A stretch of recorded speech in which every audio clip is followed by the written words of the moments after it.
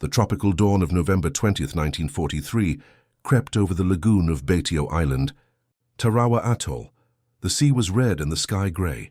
Smoke from naval bombardment still hung low, tasting of cordite and salt. On that narrow strip of coral, 1,000 Marines lay pinned behind shattered seawalls, while bulldozers idled uselessly on barges offshore. The Japanese airstrip ahead was cratered and useless, and yet the next wave of aircraft was due in less than 2 days. Commanders knew it. Without a functioning runway, the invasion would choke itself.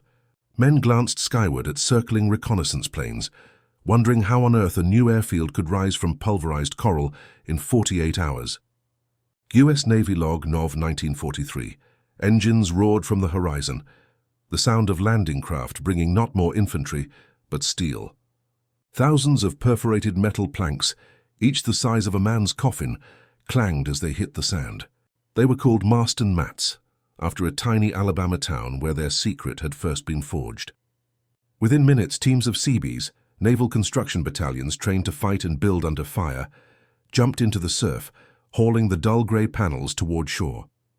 The island's surface was a nightmare of coral dust and shrapnel, but they drove pickets, locked the mats together tongue and groove, and built straight over the ruin.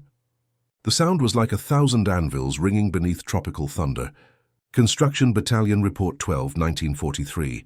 Hours later, a jeep rolled across the first 60 yards of metal runway. Its tires hissed against the patterned steel, sparks flickering beneath. For the first time since the bombardment, the officers smiled. One of them, Commander Paul Stevens of the 74th Seabees, wrote that it felt like laying armor for the Earth itself. Personal letter collection, 1944. Before these mats existed, warplanes depended on fragile grass or coral runways that disintegrated under monsoon rain, or the weight of a loaded B-24. Engineers tried crushed rock, pierced wood, even rubber composites, but none could bear the pounding of aircraft after aircraft. The Pacific demanded something new, a road you could carry in pieces, lay by hand and trust to bear steel monsters weighing 20 tons. Army Engineer Corps Memo, 1942. The U.S. Army Corps of Engineers turned to American Steel and Wire Company and a small design group at Marston, Alabama. There, an engineer named Pierce D. Levy sketched a simple rectangle of corrugated steel with precision-punched holes. The perforations lightened the load and let sand or mud bleed through instead of pooling beneath tires. Interlocking edges allowed one man with a mallet to join 2 panels in seconds. It was engineering minimalism, industrial origami for war. War Department Patent File 39124A, 1941. By 1942, production was erupting from Midwestern mills. Each sheet was 10 feet long, 15 inches wide, and weighed roughly 60 pounds. 3 men could carry one under fire. Thousands were stacked in freighters bound for Guadalcanal, Bougainville, and Tarawa. Workers in Detroit, Cleveland, and Pittsburgh labored around the clock. Women welders nicknamed Steel Angels stamped the panels, testing each lock joint with sledgehammers before shipping. Detroit Arsenal Industrial Record, 1943. In the field, Seabees discovered the mats could do more than pave runways. They built roads across swamps, repaired docks, and even created makeshift hospital floors above mud and blood. One corporal called them silver carpets rolled out before angels of death. Marine Corps Field Diary, 1943. Yet their real magic was speed.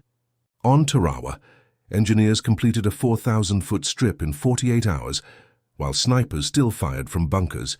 The first aircraft, a Douglas SBD Dauntless, touched down with its wheels still smoking, carrying medical supplies and field radios.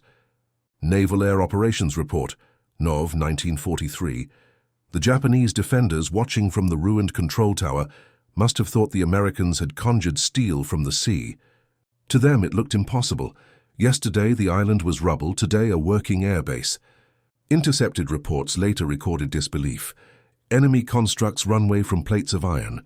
Overnight, captured signal intercept. A 1943 translated. They could not know that behind the miracle lay logistics so massive it defied imagination. For every ton of ammunition shipped to the Pacific, nearly half a ton of construction material followed. Nails, wire, matting, and machines. Pacific Logistics Command Summary, 1945. In the months before Tarawa, Tests on Espiritu Santo had already proven the mat's endurance. Airfield No. 2 endured 20 consecutive landings of fully loaded B-25 Mitchells without displacement or sinking. Engineers recorded pressure loads exceeding 2,000 pounds per square foot, enough to support a Sherman tank. They learned to lay a thin base of crushed coral, sprinkle diesel to bind the dust, and then lock the mats in a diamond pattern to resist shearing. It was art disguised as labor. Engineer Test Report E14 1943. Still, every miracle exacted a price. The steel itself strained American industry. Each mile of runway consumed over 2,000 tons of processed metal. Entire convoys sailed unescorted just to deliver matting. U-boats prowled for them like wolves. In the North Atlantic, convoy HX-230 lost 14,000 tons of mat sections when the freighter SS McNair was torpedoed off Iceland. Survivors later swore the floating panels shimmered like mirrors of the dead. U.S. Merchant Marine Incident Report, 1943, yet production never faltered. Henry J. Kaiser's West Coast shipyards built Liberty ships faster than the enemy could sink them, each stacked with thousands of mats destined for island campaigns. The men who offloaded them joked that America wasn't invading with soldiers, it was paving the Pacific. Bureau of Ships Bulletin, 1944. In those words lay truth.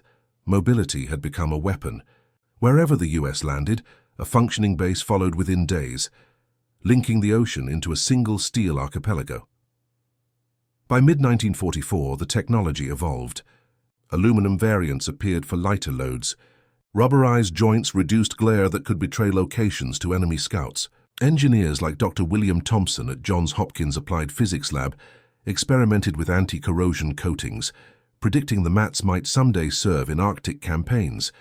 Technical Memo J.H. April 17, 1944.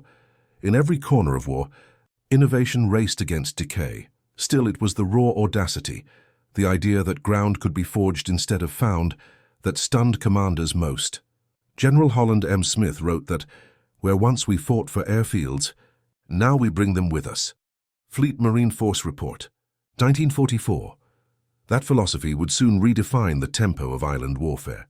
A chain of forward air bases would leapfrog toward Japan, each raised overnight, each glittering like steel lightning across the Pacific.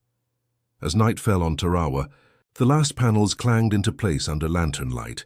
The men were bone-tired, faces smeared with coral dust and soot, but they worked until the final lock snapped home. In the distance, naval guns thundered one last time and silence followed, a silence broken only by the cough of an engine warming up on the newborn runway. The Dauntless revved, taxied, and lifted into darkness, its shadow sliding over the steel like a ghost departing the earth. Combat Camera Footage Archive, 1943. By dawn, the airfield was alive. Fighters, transports, medics, and mechanics swarming across the once-dead coral. From overhead, reconnaissance photos showed an island transformed, a gleaming cross of metal at its center, proof of human will hammered into geometry. To the Marines below, it meant survival.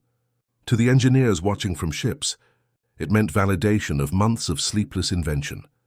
But what the enemy could not yet grasp was the true secret behind the miracle, the hidden design that made these mats not just strong, but self-healing under stress, capable of flexing like living armor. And that secret, born from an accidental discovery in an Alabama factory, would soon decide the fate of countless air battles across the Pacific. The secret lay not in brute strength, but in flexibility. During early testing in 1941, a young metallurgist named Charles M. Hovey noticed something peculiar. When a prototype mat bent under a truck's weight, it didn't crack, it sprang back. The reason? A new low-carbon manganese steel alloy, heat-treated to balance strength and elasticity. Traditional airfield slabs failed because they were rigid.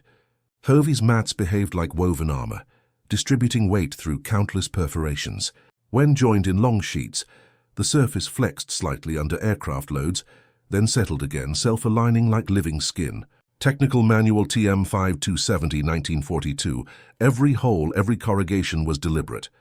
The pattern, 45% open area, bled away rainwater and dust, preventing suction that could tear up the runway. The hole's edges were curled, giving extra grip for tires and preventing cuts to mechanics working barefoot in the tropics. It was a triumph of simplicity, the kind engineers call elegant inevitability.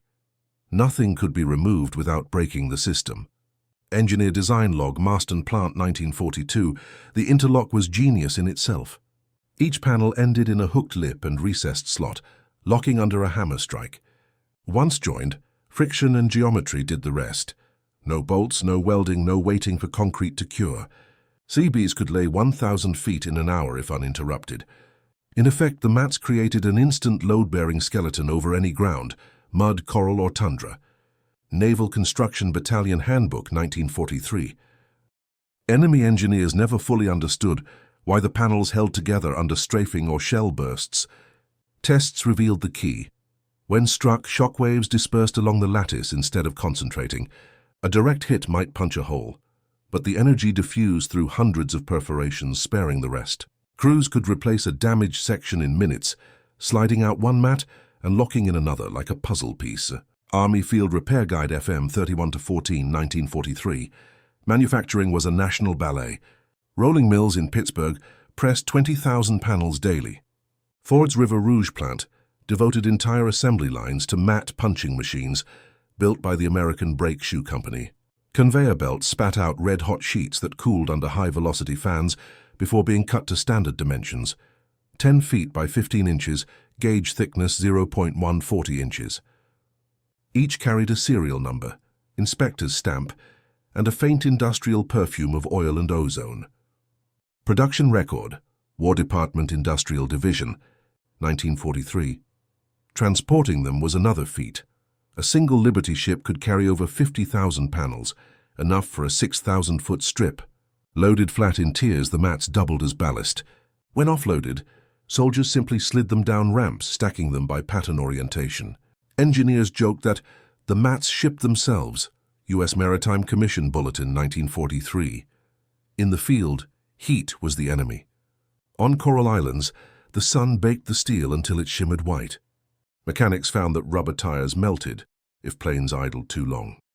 The solution came from a chance discovery by a Navy mechanic named Joseph Carlson, who sprayed diluted oil over the runway to dull reflection and cool the surface. The practice became standard by mid-1944. Naval Maintenance Memo 74C 1944. Then came Biak Island. May 27, 1944. Operation Horlicks, General Douglas MacArthur's push toward the Philippines, hinged on securing an airfield within days. The terrain was limestone and jungle, riddled with Japanese caves. Bulldozers bogged down instantly, under enemy fire. Seabees of the 864th Engineer Aviation Battalion began laying Marston mats directly atop broken coral.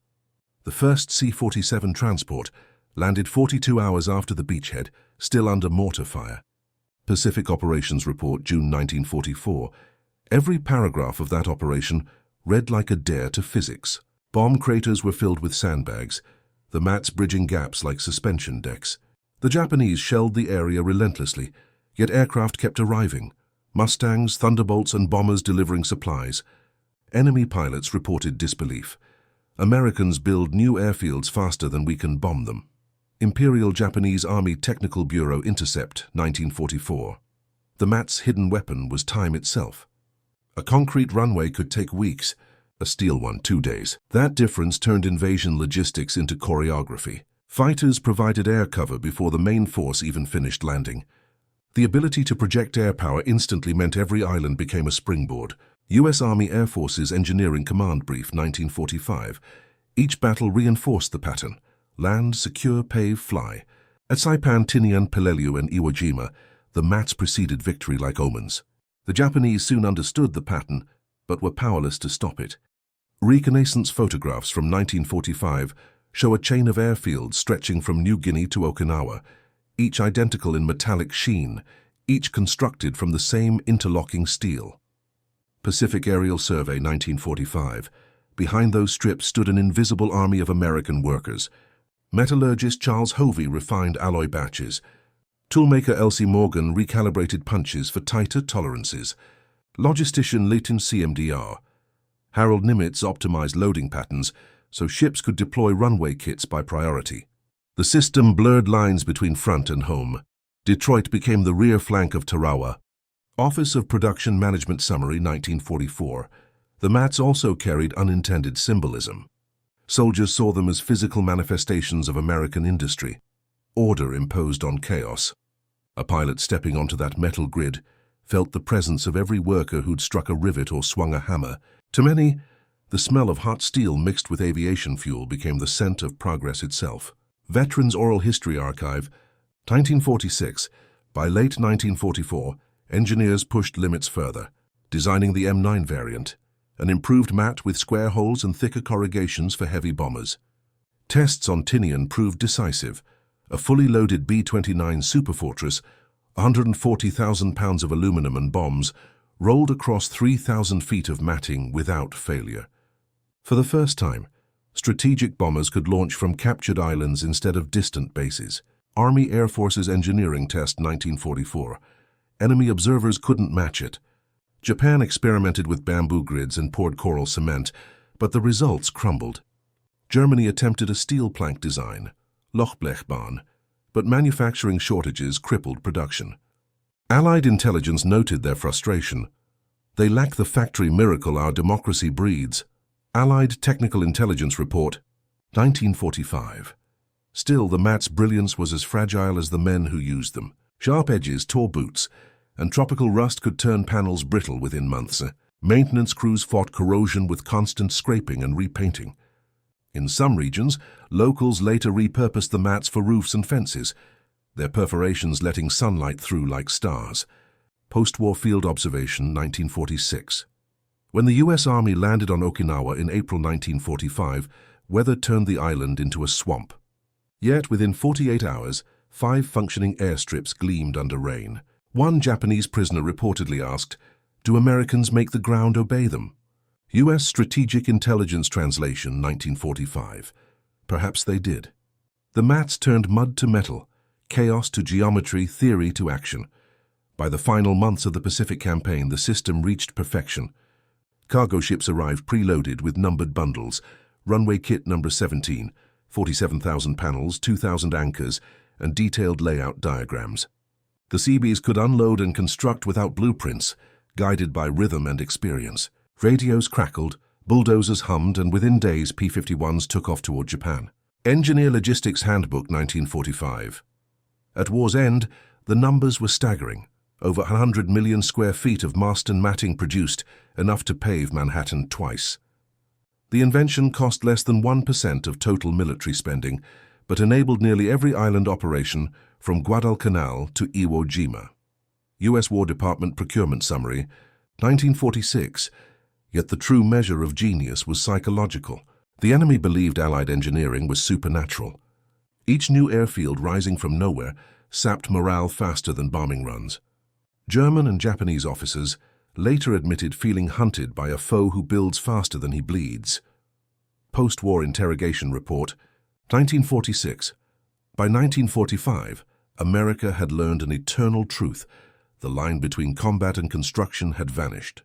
The hammer was as powerful as the rifle.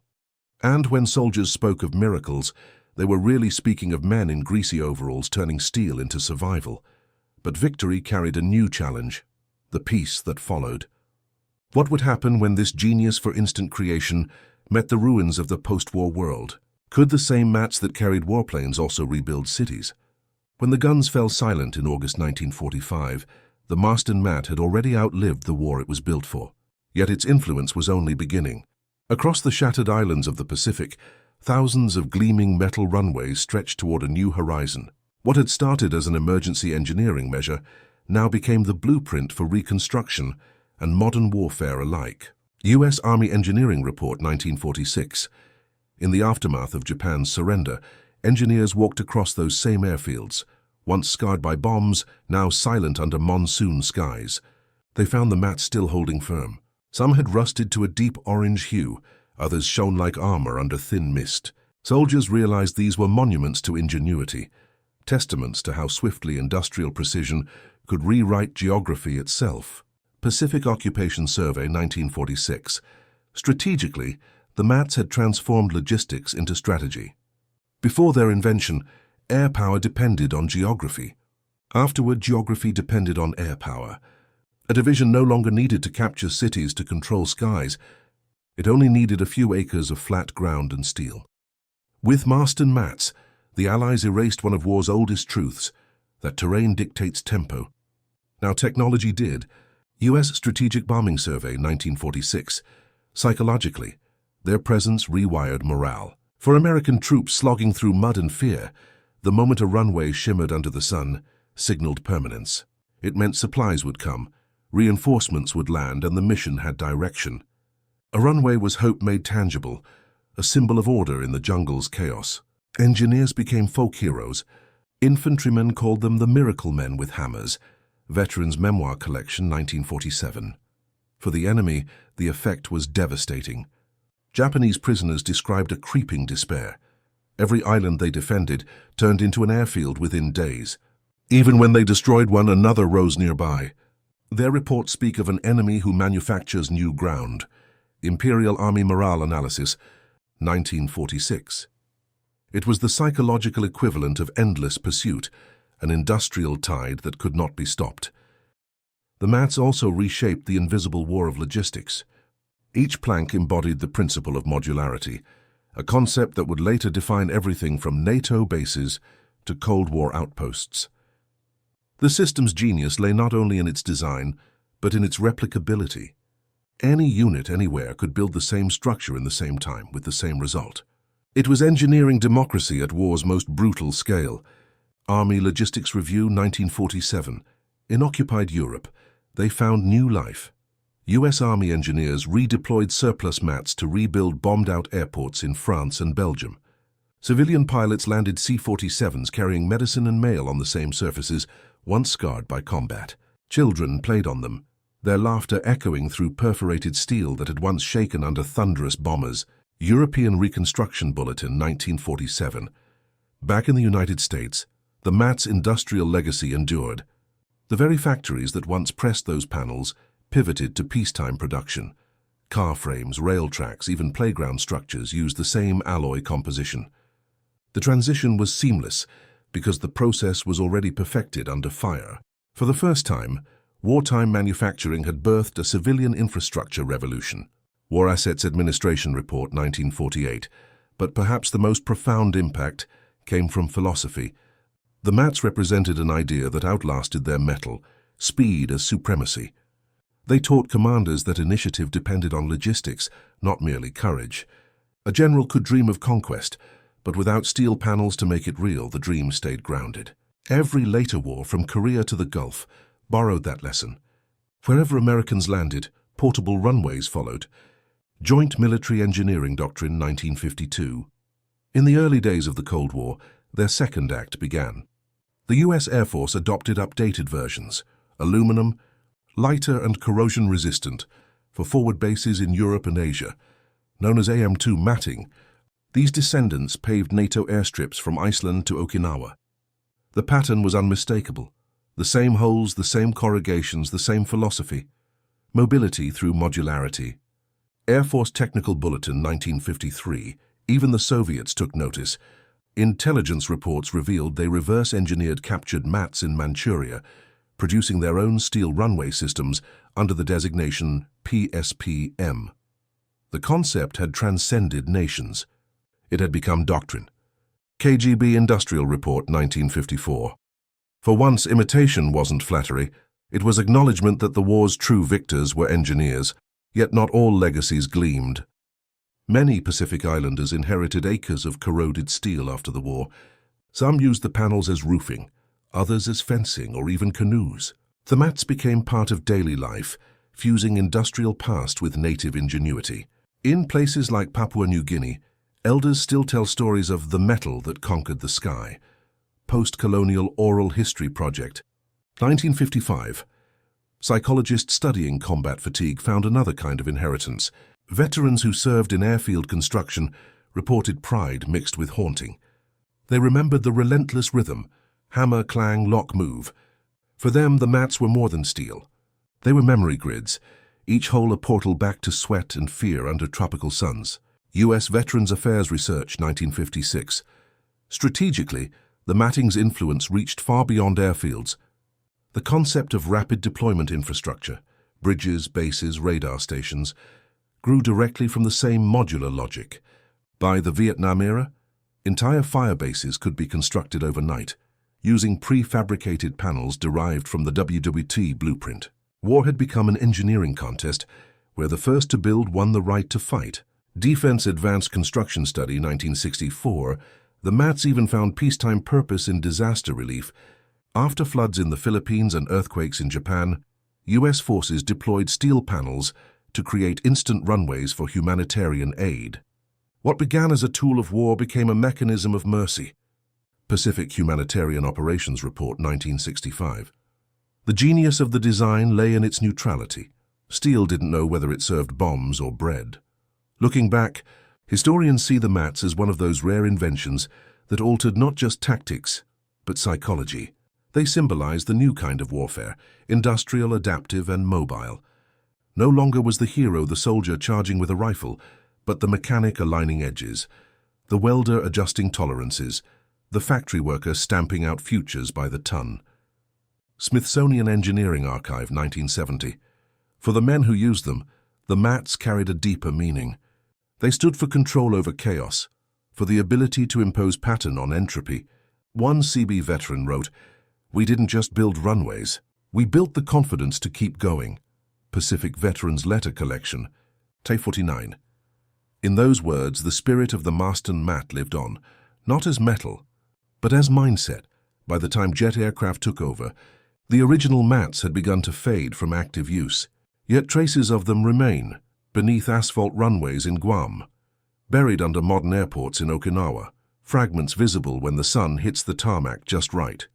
They are relics of an age when invention was measured not in patents, but in hours saved, lives enabled, and wars shortened. Aviation Archaeology Field Survey 1980. Ultimately, the genius of the Marston MAT wasn't in steel at all. It was in the vision that war could be won by builders as much as by fighters. The true battlefield was the factory floor, the drafting table, the field workshop under a canvas roof. From those spaces came the power to turn a swamp into a runway, a nightmare into strategy, and a desperate war into victory. Army Corps Retrospective, 1982. As history moved on, the echo of hammers faded, but the idea persisted. In modular housing, in disaster zones, in Mars colony prototypes, where engineers still study how to assemble habitable ground fast and cheap. Every new innovation owes a silent debt to the men and women who once bent steel into salvation. NASA Engineering Symposium 2015. Because the story of the Marston MAT is more than military history, it's a reminder that civilization advances not only through destruction, but reconstruction. In every clanging panel, every interlocking seam, humanity proved it could outbuild its own despair. And when the dust settled, the sound that remained was not the roar of engines, but the echo of hammers forging peace.